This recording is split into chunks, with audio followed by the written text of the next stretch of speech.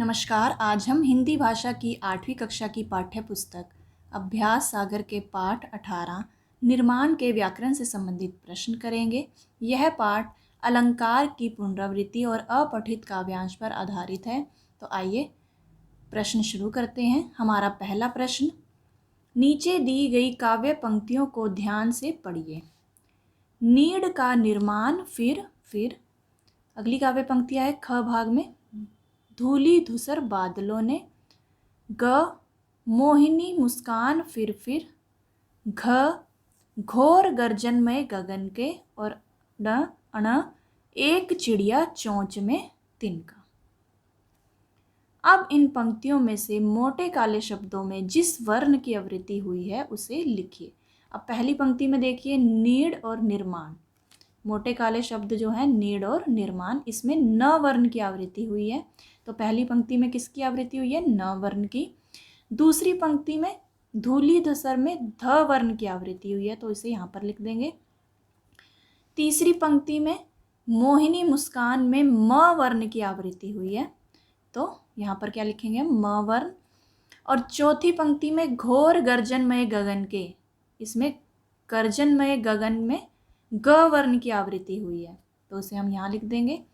और पांचवी यानी अंतिम पंक्ति में एक चिड़िया चोंच में तिनका, इसमें च वर्ण की, चिड़िया चोंच में च वर्ण की आवृत्ति हुई है, तो यहाँ पर च वर्ण लिख देंगे। ठीक है।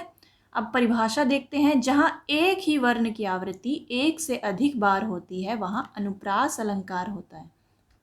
जैसे हमने अभी ऊपर पंक्तियाँ पढ़ी कि जहाँ एक ही वर्ण की आवृत्ति एक से अधिक बार हो तो वहाँ अनुप्रास अलंकार होता है। जैसे चारु चंद्र की चंचल किरणें, इसमें चारु चंद्र और चंचल में च वर्ण की आवृत्ति हुई है, तो यहाँ पर क्या होगा? अनुप्रास अलंकार। अगला प्रश्न, नीचे दी गई पंक्तियों में यमक अलंकार स्पष्ट कीजिए।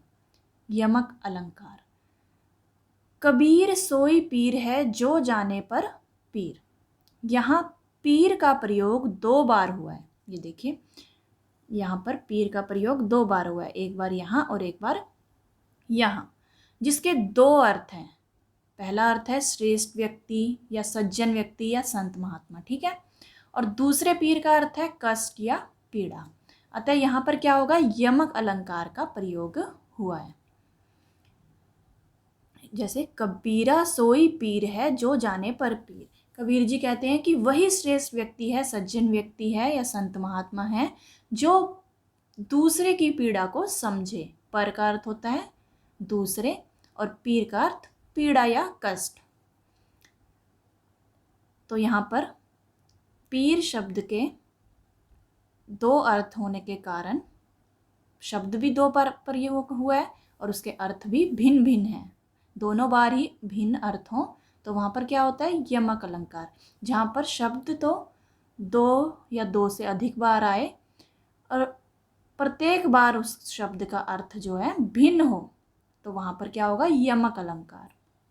अगला काव्य पंक्ति देखते हैं। कहे कवि बेनी, बेनी व्याल की चुराई लीनी।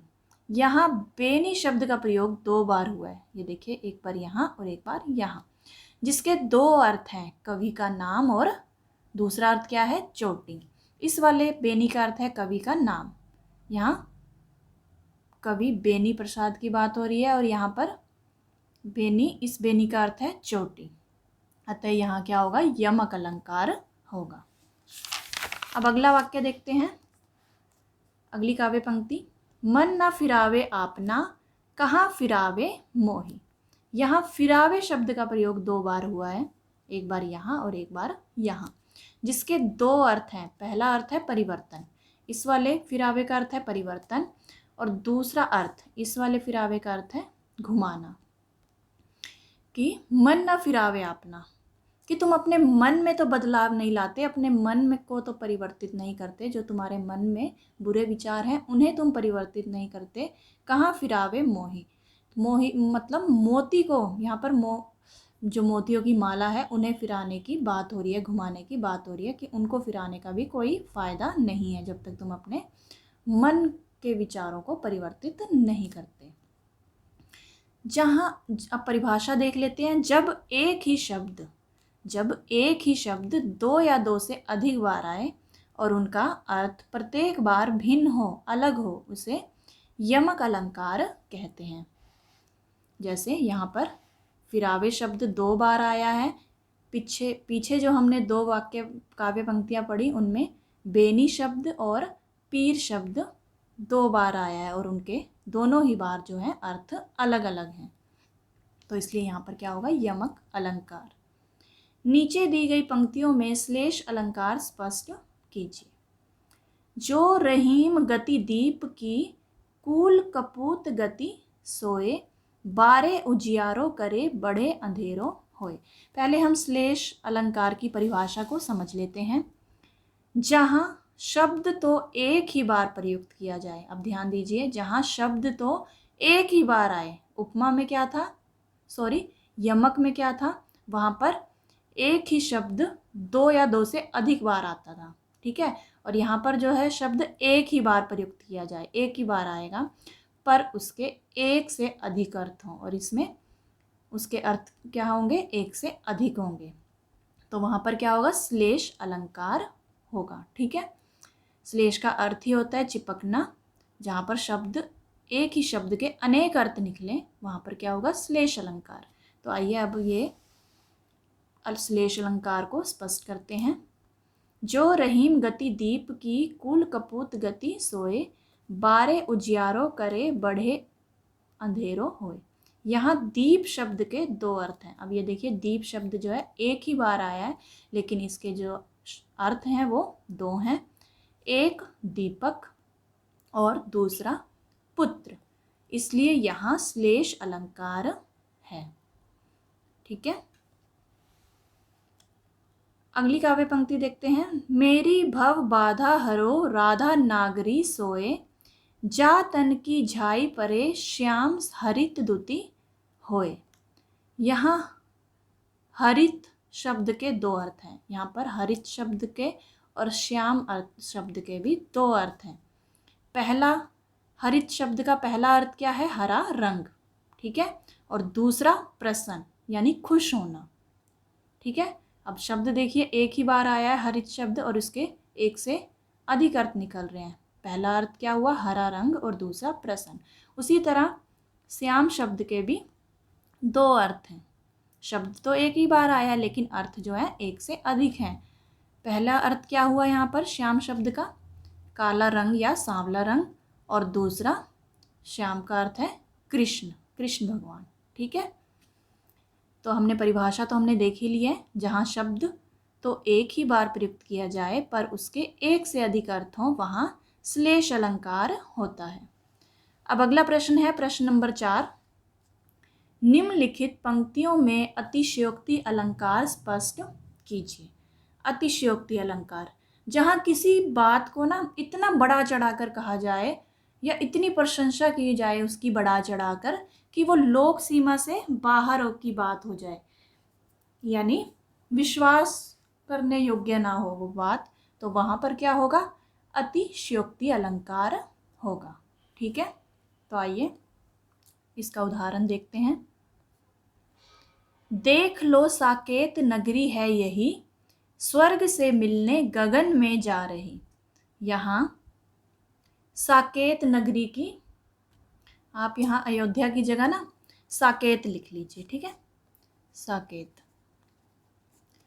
यहाँ साकेत नगरी की सुंदरता का वर्णन करते हुए कहा जा रहा है कि दियों के प्रकाश से ऐसा लग रहा है कि यह गगन में विचरण करता हुआ स्वर्ग से मिलने जा रहा हूँ। कि इतनी बड़ा चढ़ाकर साकेत नगरी की प्रशंसा की गई है कि ऐसा लग रहा है कि वो स्वर्ग से मिलने जा रही है। तो ये जो बात है वो लोक सीमा से बाहर की हो जाती है, इसलिए यहाँ पर क्या होगा, अतिशयोक्ति अलंकार होगा। अर्थात यहाँ साकेत नगरी का बढ़ा चढ़ाकर वर्णन किया गया है, इसलिए यहाँ अतिशयोक्ति अलंकार है। अब अगला उदाहरण देखते हैं इसी का। औषधालय अयोध्या में बने तो थे सही, किंतु उनमें रोगियों का नाम तक भी था नहीं। अब यहाँ अयोध्या नगरी की अतिशय प्रशंसा करते हुए कहा जा रहा है कि यहाँ औषधालय तो बने थे, परंतु यहाँ का वातावरण इतना सुंदर, स्वस्थ और स्वास्थ्यवर्धक है कि कभी भी कोई बीमार ही नहीं पड़ता। तो ऐसा हो सकता है, वहाँ पर औषधालय तो थे लेकिन वहाँ का वातावरण इतना अच्छा था कि कोई भी व्यक्ति बीमार नहीं पड़ता था। तो ये बात जो है लोक सीमा से बाहर की हो जाती है, विश्वास करने योग्य नहीं होती है बात, इसलिए यहाँ पर भी क्या होगा, अतिशयोक्ति अलंकार होगा। तो एक बार परिभाषा दोबारा देख लेते हैं। जहाँ किसी बात को इतना बढ़ा चढ़ाकर कहा जाए अथवा किसी की प्रशंसा इतनी बढ़ा चढ़ाकर की जाए कि वह लोक सीमा के बाहर हो, तो वहाँ अतिशयोक्ति अलंकार होता है। अब अगला प्रश्न है प्रश्न नंबर 5। निम्नलिखित पंक्तियों में उत्प्रेक्षा अलंकार स्पष्ट कीजिए। अब उत्प्रेक्षा अलंकार क्या होता है? जहाँ रूप गुण आदि की समानता के कारण उपमेय में उपमान की संभावना या कल्पना की जाए। और इसका जो पहचान हम कैसे कर सकते हैं, उत्प्रेक्षा अलंकार के जो उदाहरण होते हैं उनमें मानो, मनो, जनु, जानो, जन्हु, ज्यो, मनु आदि वाचक शब्दों का प्रयोग किया जाए, वहाँ पर भी क्या होगा, उत्प्रेक्षा अलंकार होगा। ठीक है, तो आइए एक बार ये पंक्तियाँ देखते हैं। ले चला साथ मैं तुझे कनक, ज्यों भिक्षु लेकर स्वर्ण झनक। अब यहाँ पर कवि कहते हैं कि वह धतूरे यानी कनक को ऐसे ले चला मानो कोई भिक्षुक सोना ले जा रहा हो। यहाँ ज्यों का भी प्रयोग, ज्यों वाचक शब्द का भी यहाँ पर प्रयोग किया गया है, अतः यहाँ उत्प्रेक्षा अलंकार है। ठीक है, एक पहचान तो आप इस वाचक शब्द से कर सकते हैं, ज्यों, और यहाँ जहाँ पर भी उपमेय में उपमान की संभावना या कल्पना की जाए, वहाँ पर भी क्या होगा, उत्प्रेक्षा अलंकार होगा। अगला देखते हैं। नील जल में या किसी की गोर झिलमिल दे जैसे हिल रही हो। यहाँ नीले जल को आकाश और गोर झिलमिल दे को उगते हुए सूर्य के प्रकाश का द्योतक या प्रतीक माना गया। अर्थात ऐसा लग रहा है कि नीले जल में कोई गोरी देह वाली युवती स्नान कर रही हो। तो यहाँ पर उपमेय में उपमान की संभावना या कल्पना की गई है। ठीक है, इसलिए यहाँ पर क्या होगा, उत्प्रेक्षा अलंकार होगा। अगला वाक्य देखते हैं। अगली पंक्ति है हमारी। कहती हुई यों उत्तरा के नेत्र जल से भर गए, हिम के कणों से पूर्ण मानो हो गए पंकज नए। इन पंक्तियों में उत्तरा के अश्रुपूर्ण नेत्रों यानी उपमेय में ओस जल कणयुक्त कमल, ओस जल कणयुक्त कमल यानी उपमान की संभावना प्रकट की गई है। तो यहाँ पर क्या होगा, उत्प्रेक्षा अलंकार होगा। और यहाँ पर मानो शब्द का, वाचक शब्द का भी प्रयोग किया गया है, तो यहाँ पर इसलिए भी यहाँ पर उत्प्रेक्षा अलंकार होगा। जैसे ऊपर के उदाहरण में यहाँ पर भी क्या था, नीले, इस पंक्ति में नीला जल को इस प्रकार मतलब जो नीला जल है वो इस प्रकार हिल रहा था जैसे किसी का शरीर हिल रहा हो। जब उसमें लहरें, नीले जल में जो लहरें उठ रही थी वो इस प्रकार से हिल रहा था जैसे किसी का शरीर हिल रहा हो। तो यहाँ पर भी उपमेय पर उपमान की संभावना के कारण उत्प्रेक्षा अलंकार है। और इसमें भी अश्रुपूर्ण नेत्रों उपमेय में ओस जल कुण युक्त कमल उपमान की संभावना प्रकट की गई है। और मानो वाचक शब्द का भी यहाँ पर प्रयोग किया गया है। तो इसलिए ये सभी उत्प्रेक्षा अलंकार के उदाहरण हैं। आइए अगला प्रश्न देखते हैं। नीचे लिखे काव्यांश को पढ़कर प्रश्नों के उत्तर दीजिए। ये हमें काव्यांश दिया गया है, हमें इस काव्यांश को पढ़कर नीचे दिए गए प्रश्न के उत्तर लिखने हैं। सामने कोहरा घना है, सामने कोहरा घना है और मैं सूरज नहीं हूँ। क्या इसी एहसास में जीऊँ या जैसा भी हूँ नन्हा सा एक एक दिया तो हूँ। क्यों ना उसी की उजास में जीऊँ। हर आने वाला क्षण मुझे यही कहता है, अरे भाई तुम सूरज तो नहीं हो। और मैं कहता हूँ, ना सही सूरज एक नन्हा दिया तो हूँ। जितनी भी है लो मुझ में उसे लेकर जिया तो हूँ। कम से कम मैं उनमें से तो नहीं जो चांद दिल के बुझाए बैठे हैं, हर रात को अमावस बनाए बैठे हैं। उड़ते फिर रहे थे जो जुगनू आंगन में, उन्हें भी मुट्ठियों में दबाए बैठे हैं। अब हम इसका भाव समझते हैं। सामने कोहरा घना है, कि सामने जो है कोहरा छाया हुआ है, यानी धुंध छाई हुई है और मैं सूरज नहीं हूँ, और मैं सूरज नहीं हूँ। क्या इसी एहसास में जीऊँ, क्या मैं इसी एहसास में जीऊँ कि मैं सूरज नहीं हूँ, या जैसा भी हूँ नन्हा सा एक दिया तो हूँ। या फिर अब ये समझूं कि मैं जैसा भी हूँ एक छोटा सा दिया तो हूँ, जो जिसका जितना भी प्रकाश है वो उसी में खुश है। क्यों ना उसी की उजास में जीऊँ, क्यों ना मैं इसी उजास में जीऊँ, इसी आशा में जीऊँ। हर आने वाला क्षण मुझे यही कहता है। हर यानी प्रत्येक आने वाला क्षण जो है, पल जो है, वो मुझे यही कहता है, अरे भाई तुम सूरज तो नहीं हो। और मैं कहता हूँ कि हर आने वाला पल जो है मुझे क्या कहता है कि तुम सूरज नहीं हो। और फिर मैं क्या कहता हूँ, ना सही सूरज, कि चाहे मैं सूरज नहीं हूँ, एक नन्हा दिया हो तो हूँ, कम से कम मैं एक नन्हा दिया तो हूँ। जितनी भी है लो मुझ में, चाहे मुझ में सूर्य के समान प्रकाश नहीं, लेकिन जितनी भी लो, जितना भी प्रकाश मुझ में है उसे लेकर जिया तो हूँ, मैं उसी से संतुष्ट हूँ। कम से कम मैं उनमें से तो नहीं। अब यहाँ पर जो दिया है वो कह रहा है कि कम से कम मैं उन लोगों में से तो नहीं हूँ जो चांद दिल के बुझाए बैठे हैं। यानी कि यहाँ पर भी सकारात्मक सोच बताई गई है कि जो चांद का जो थोड़ा बहुत भी प्रकाश होता है, जो कई लोग जो हैं वो ऐसे हैं जो उस प्रकाश को भी दबाए बैठे हैं, छुप बुझाए बैठे हैं, मतलब उनके अंदर कोई भी आशा नहीं है। हर रात को अमावस बनाए बैठे हैं, और हर रात को अमावस बनाए बैठे हैं, यानी हर रात जो है उनके लिए काली रात है। कोई भी आशावादी किरण उन्हें नहीं दिखाई देती।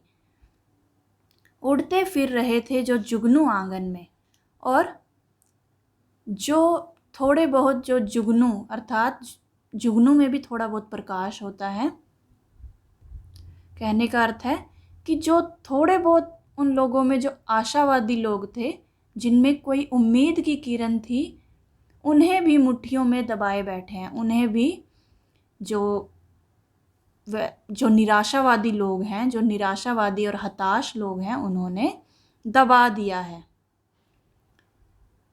कहने का अर्थ है उनकी आशा भी उनकी आशा को भी ख़त्म कर दिया है।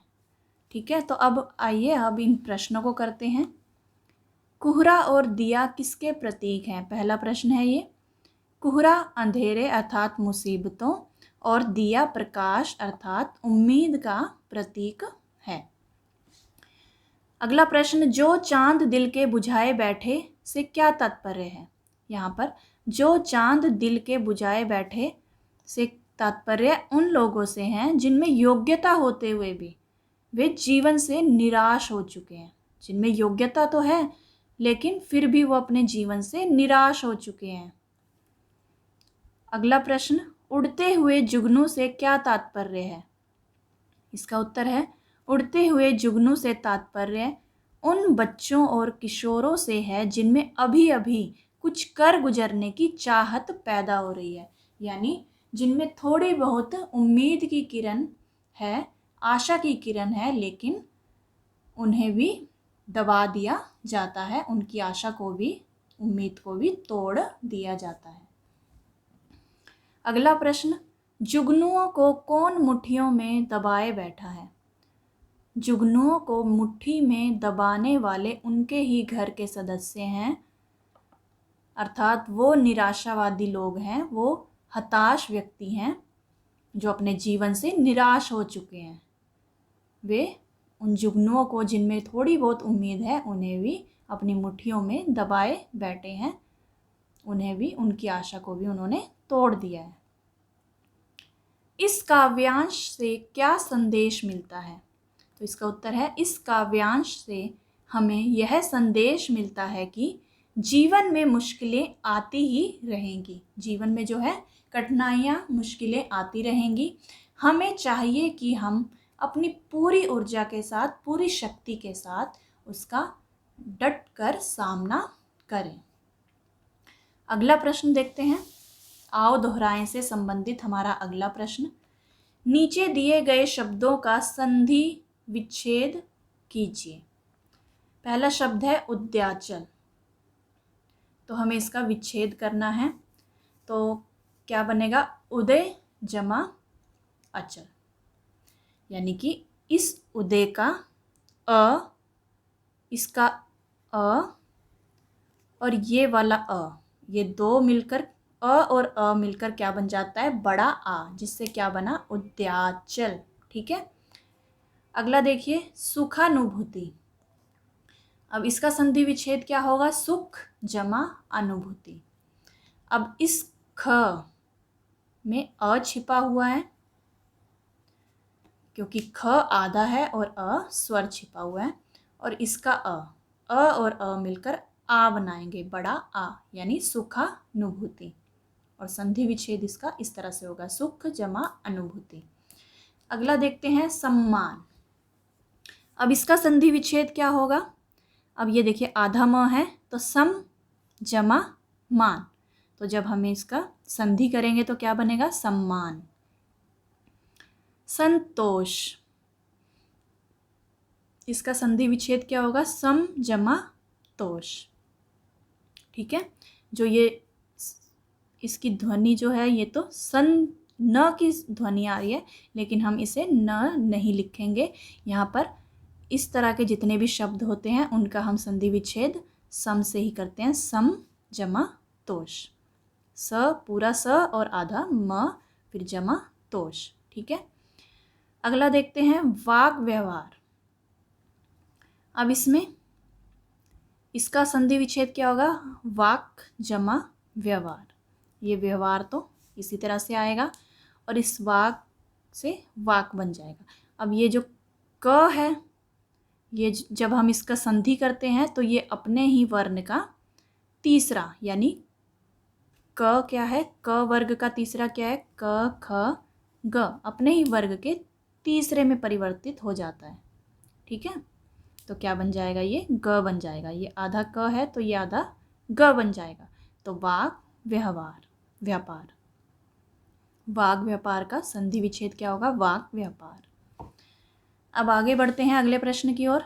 नीचे दिए गए शब्दों में संधि कीजिए। अब हमें संधि विच्छेद दिया गया है, हमें उनकी संधि करनी है।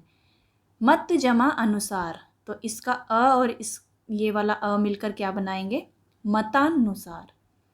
कपि जमा ईश, अब ये बड़ी ई है और ये इस प पर छोटी ई, तो ये वाली छोटी ई और ये बड़ी ई मिलकर क्या बनाएंगे? बड़ी ई।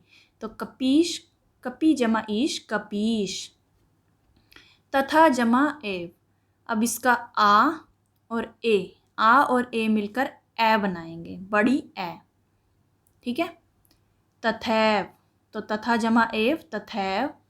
परम जमा अणु, अब इस म का अ और ये वाला अ मिलकर क्या बनाएंगे? आ, यानी परम जमा अणु, परमाणु। अगला संधि विच्छेद देखते हैं, ब्रह्म जमा ऋषि। अब इसका क्या बनेगा? ब्रह्मर्षि। अब जैसे जो री की मात्रा होती है, ठीक है, ये और ये म का अ, इसका अ और ये री। जब इन दोनों आपस में जुड़ते हैं, जोड़ने पर अर की साउंड, अर की ध्वनि आती है, अर अर। ठीक है, तो क्या बन जाएगा? भ्रमर्षि। अब अगला देखते हैं, अगला प्रश्न, नीचे दिए गए शब्दों से भाववाचक संज्ञा बनाइए। अब हमें ये शब्द दिए गए हैं, हमें इनसे भाववाचक संज्ञा बनानी है। लाल से भाववाचक संज्ञा बनेगी लालिमा, भटकना से भटकाव, समीप से समीप्य या समीपता, शिव से शैव। अगला प्रश्न है, नीचे दिए गए शब्दों का वाक्यों में प्रयोग कीजिए। अब हमें कुछ शब्द दिए गए हैं, हमें इनका वाक्यों में प्रयोग करना है। दुखियों, हमें दीन दुखियों की मदद करनी चाहिए। अधीर, अधीर से क्या बनेगा? मुश्किल समय में अधीर नहीं होना चाहिए, मतलब धैर्य नहीं खोना चाहिए। कठिनाइयों, हमें कठिनाइयों का डट कर सामना करना चाहिए। आप इन वाक्यों के अलावा अपनी ओर से भी वाक्य बना सकते हैं। भजन, हमें शांत मन से प्रभु का भजन करना चाहिए। समर्थ, जीवन में समर्थ बनना बहुत बड़ी उपलब्धि है। अगला प्रश्न, नीचे दिए गए वाक्यों को सही रूप में लिखिए। उन बच्चे ने सेब खा लिया, तो हमें इसे सही करके लिखना है, सही रूप देना है। उन की जगह क्या आ जाएगा? उस बच्चे ने सेब खा लिया।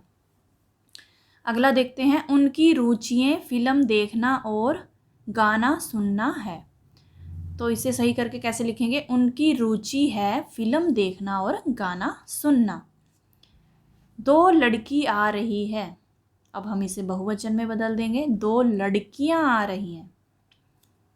आकाश में अनेक पक्षी उड़ रहा है, तो इसे सही रूप देंगे, आकाश में अनेक पक्षी उड़ रहे हैं। उन कमरे में बिजली नहीं है, उस कमरे में बिजली नहीं है। अगला प्रश्न, नीचे दिए वाक्यों में कारक शब्दों पर घेरा लगाइए और कारक का भेद लिखिए। अब हमें ये वाक्य दिए गए हैं, हमें कारक शब्द पर घेरा लगाना है और बताना है कि ये कारक का कौन सा भेद है। देश में कोई ईमानदार व्यक्ति रह ही नहीं गया, अब ये हमें उदाहरण पहले दिया गया है, इसमें में शब्द पर घेरा लगाया हुआ है, ये एक कारक शब्द है। और ये कौन से कारक का उदाहरण है? अधिकरण कारक का। ठीक है, अगला वाक्य है, ईमानदार को मूर्ख समझा जाने लगा।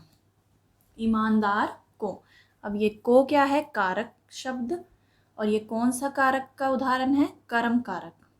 जैसे कर्ता ने कर्म को, ठीक है, कर्म को, यानी ईमानदार को मूर्ख समझा जाने लगा, तो ये कर्म कारक है। कानून धर्म से बड़ा है, अब कानून की धर्म से तुलना की गई है, से क्या है? कारक शब्द। अब यहाँ पर कानून की धर्म से तुलना की गई है, तो जहाँ पर भी तुलना आए, तुलना की जाए, वहाँ पर क्या होगा? अपादान कारक।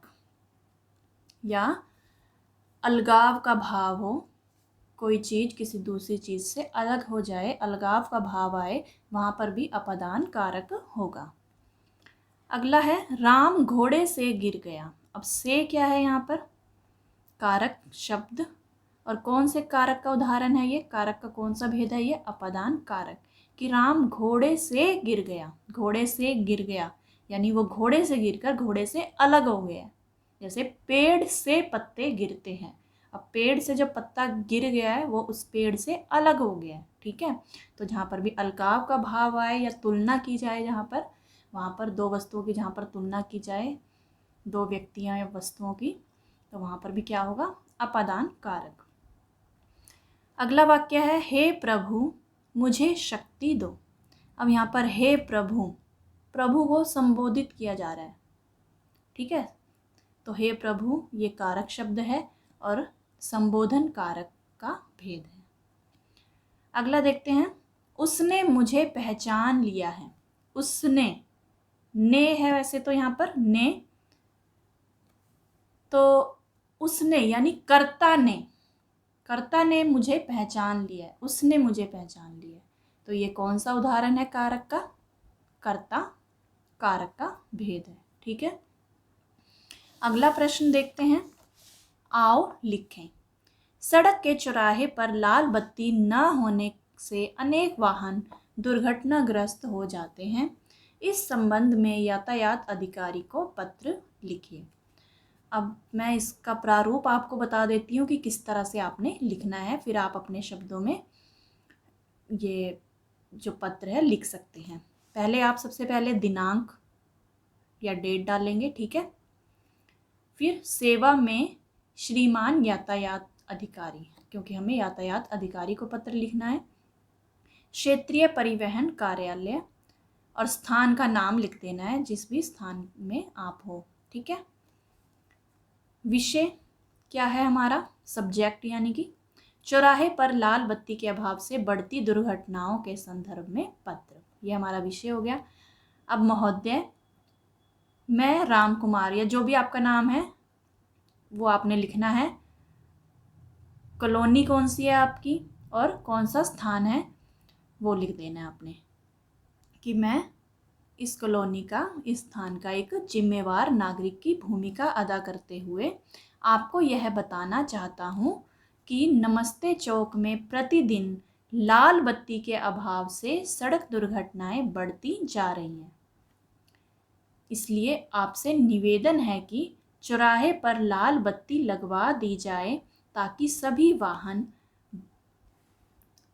एक दोबारा देख लिए, इसलिए आपसे निवेदन है कि चौराहे पर लाल बत्ती लगवा दी जाए ताकि सभी वाहन बत्तियों के दिशा निर्देशों का पालन करें। जैसे चौराहे पर जो बत्तियां लगी होती हैं, लाल, पीली, हरी, जो हमें दिशा निर्देश देती हैं, तो वो बत्तियां लगवा दी जाएं ताकि सभी वाहन बत्तियों के दिशा निर्देशों का पालन करें और बढ़ती हुई सड़क दुर्घटनाओं को रोका जा सके। अतः आपसे विनम्र निवेदन है कि यथाशीघ्र, यानी जल्द से जल्द, उचित कार्यवाही करके हम सभी को कृतार्थ करें। धन्यवाद। फिर यहाँ पे अपना नाम लिख देंगे, भविद्य राम कुमार, अपनी कॉलोनी का नाम और अपने स्थान का नाम। तो इस तरह से आपने ये पत्र लिखना है। तो मैंने आपको इसका प्रारूप बता दिया है कि किस तरह से आपको लिखना है। आप अपने शब्दों में इस पत्र को लिखिएगा, ठीक है। तो बच्चों, ये थे पाठ 18 निर्माण के व्याकरण से संबंधित प्रश्न, जिसमें हमने अलंकारों की पुनरावृत्ति की, आओ दोहराएं से संबंधित प्रश्न किए और अपठित काव्यांश को भी किया, ठीक है। आशा करती हूँ आपको सभी प्रश्न अच्छे से समझ में आए होंगे। आपको यह वीडियो कैसा लगा कमेंट करके ज़रूर बताइएगा, और आपको कोई भी इस वीडियो में असुविधा हो या कुछ भी आपको समझ ना आए तो आप कमेंट करके ज़रूर बताइएगा, ठीक है। तो मिलते हैं अगली वीडियो में, तब तक के लिए नमस्कार।